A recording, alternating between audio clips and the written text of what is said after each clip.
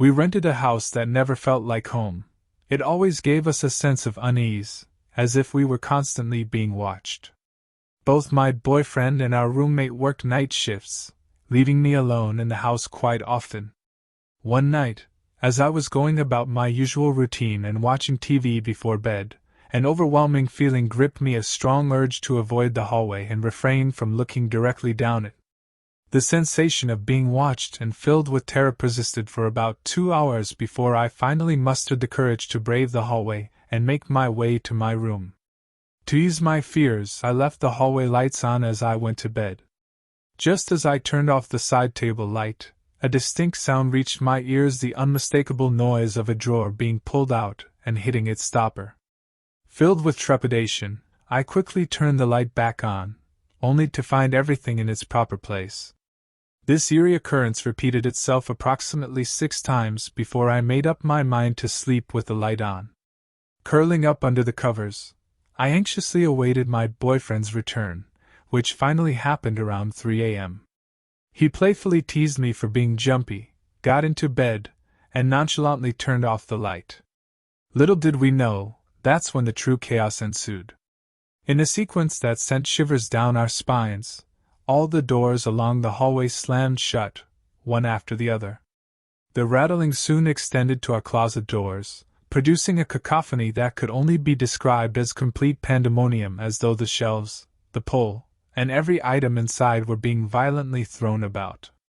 My boyfriend swiftly joined me under the covers, and together, we shared a state of paralyzing fear. The tumultuous sounds eventually ceased, leaving us both in a state of shock. It took around 5 to 10 minutes of coaxing before my boyfriend agreed to investigate the rest of the house. Much to our bewilderment, upon inspection, we found that nothing was amiss. Furthermore, our roommate had actually traveled 3 hours back to his family that very night, completely ruling out the possibility of his involvement. We spent the remainder of the night with the lights switched on, and shortly thereafter, we decided to move out. Even to this day, the mere sight of that house sends a shiver down my spine, leaving me in a perpetual state of unease.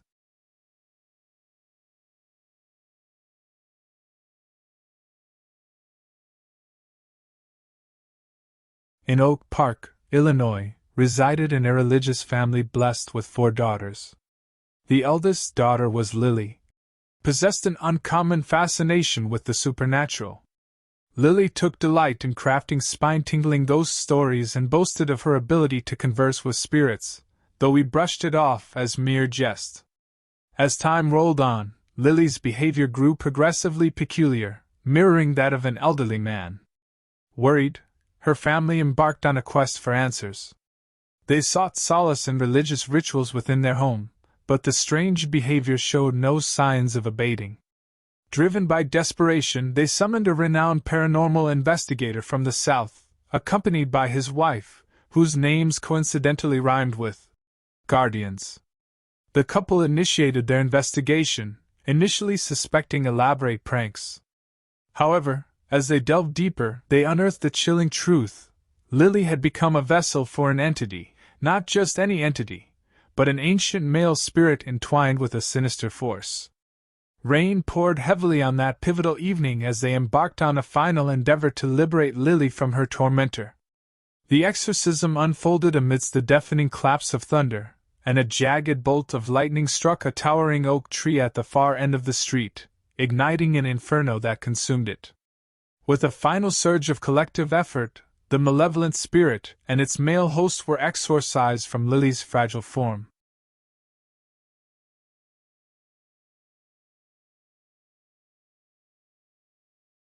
After relocating to a new apartment in Cleveland, the relief was palpable.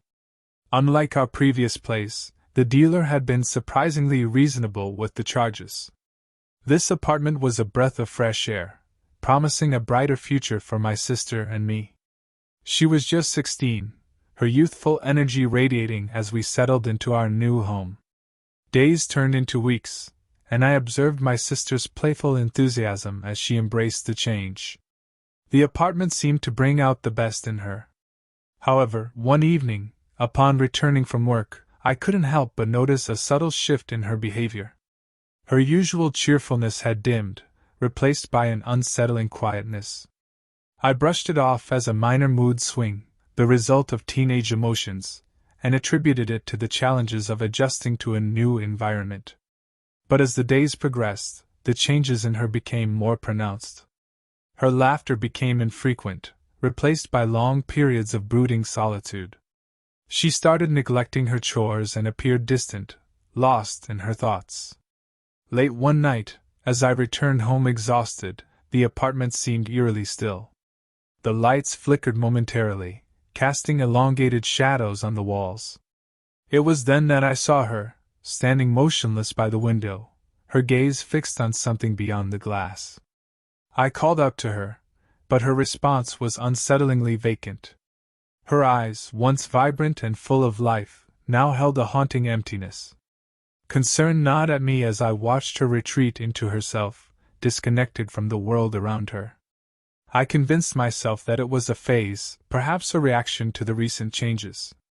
Yet, as time went on, her demeanor grew more disturbing. Her whispers in the dead of night seemed to carry an otherworldly quality, and her presence exuded an unsettling aura. One evening, unable to bear the growing unease, I ventured into her room, determined to uncover the truth. What I saw froze my blood. Symbols and cryptic writings adorned the walls, etched in dark ink. Her eyes, once vacant, now fixed on me with an unsettling intensity. It was as if something beyond comprehension had taken hold of her. I frantically sought help, desperate to free her from whatever malevolent force had gripped her soul. But every attempt seemed to only deepen the darkness that had enveloped her.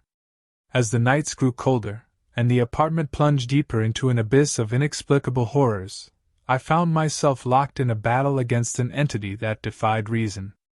My sister's possession had transformed the once promising haven into a chilling realm of the unknown, and I was determined to fight for her very soul, no matter the cost.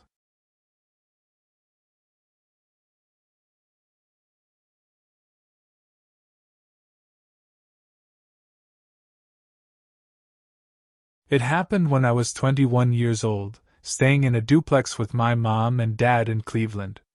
Our old neighbor's house, located right next to ours, was a site of frequent and eerie occurrences that left people both startled and bewildered. One night, as I prepared to sleep, I caught a glimpse of an inexplicable sight on their adjacent balcony, a figure with long, curly hair dressed in a sunflower serenade dress. This was particularly perplexing since no one was expected to be home at that hour. Despite reaching out to my ex, who happened to be my neighbor, and others to investigate, the balcony remained eerily dark and empty. The experience was unsettling enough to keep me from sleeping in my own room that night.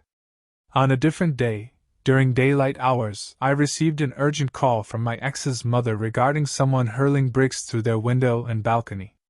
Rushing to their aid and ascending onto their roof, I found no trace of the responsible party, only shattered glass and fragments of brick. The eerie part was that their apartment was positioned on the third floor, defying conventional logic for such a trajectory. Intriguingly, a mysterious presence seemed to fixate on my girlfriend, once confining her within her own bedroom until her distressed screams led to her release by an unseen hand. None of the usual suspects were present to explain this incident. Furthermore, a college tenant living in their house encountered something so petrifying that she sought refuge in my guest room before relocating elsewhere. Nearly everyone who spent time in the house faced unsettling experiences, with some even resorting to desperate measures within its walls.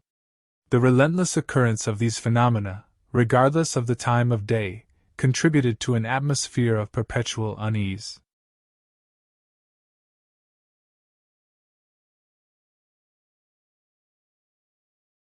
I was home alone once when my parents were out of town. We had just moved into our house, so there was an empty lot next to our house, with a house half built. My parents were the types to leave the outdoor side garage door unlocked. Dumbass, I know. Well, while they were gone, I was watching TV, and all of a sudden, the door that leads into my garage from the inside starts to wiggle. I put my TV on mute and I listen again. I see it actually move that time. I start freaking out and I'm kind of in shock looking for the phone. Can't find the house phone, so I search for my cell. Remembered I left my charger in my parents' car, so I'm frantically looking for the house phone. Our house was so new, my mom hadn't even put blinds or drapes up in the kitchen or living room. Well, whoever was wiggling my garage doorknob starts banging on the windows in my living room. Again, no blinds or phone, and at that moment I realize this guy is seeing my every move, so I shoot upstairs. Again, looking frantically for the phone and also trying to figure out how and where I'd jump out of my house to get away from the maniac that's outside my house if I needed to. He then starts pounding on my front door. I can tell at that point, he's using something metal or plastic by the sound of the thumps. I really thought he was going to shoot my door open. I remember at that moment I was pissed at myself for being a dumbass teenager that frequently talked on the phone, because I always just left it lying around, never putting it back on the base. I wanted so badly to push the button that detects where my house phone is, but I thought if he heard where it was, he'd break the window nearest to it and take it. I then remembered I left the phone in my mom's room, and as I passed the hallway to her room, I see two people pacing in front of my house. I'm freaking out trying to find my dad's gun in my parents' bedroom. I find the phone and call 911. As I'm on the phone, the window breaks. I'm upstairs and am scared to death. Suddenly, everything goes silent. I'm waiting in my parents' pitch-black closet for what seems like an eternity. Then, I hear the sirens. Cops show up, but there is no one to be found. I figured that they hadn't gone too far since it had just occurred. Cops never found my tormentors. On the plus side, the company building the house next door, same company that built ours, hired overnight security to stay on our street until the house was built, which was definitely refreshing.